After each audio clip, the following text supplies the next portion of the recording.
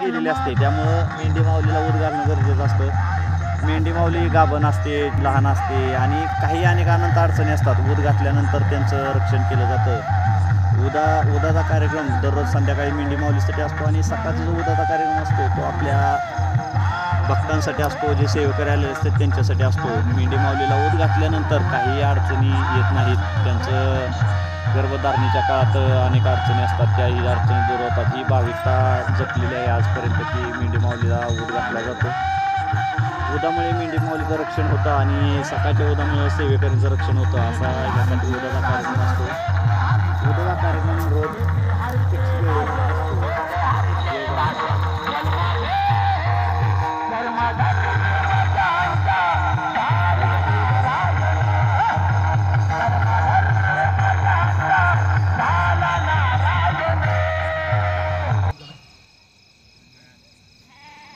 त्यांनी सांगितलं महाराज आणि अनोखा नको असं आमच्या मनामध्ये बऱ्याच दिवसापूर्वी चाललं गेलेलं नाही. तर काय या म्हणजे बऱ्याच दिवस झाला हात तळया इथं अनोखा नको असं बऱ्याच दिवस चाललं होतं. पण मनाने निर्धार केला की आपण बघा आणायचीच या ठिकाणी.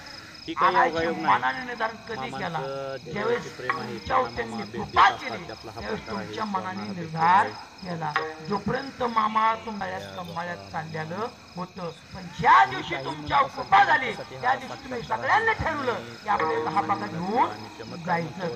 का जायचं तर हा बघा येतो म्हणजे पवित्र भूमी पाहतो, पवित्र कुळ पाहतो आणि त्या ठिकाणी संत विराजमान होतात. म्हणून या ठिकाणी हा विराजमान संत झालेला आहे. हे भगवान शंकराचा अवतार आहे. हे मामा तुमच्या आमच्या करता रानोरान फिरतात. सगळ्यांनी बरीच कीर्तन ऐकली. मामांना भाऊ किती सांगितलं, मामांना बहिणी किती सांगितल्या, मामांचं लग्न कुणाशी झालं हे सांगितलं. सगळ्या महाराज लोकांनी आजपर्यंत तुम्ही ऐकलं असेल.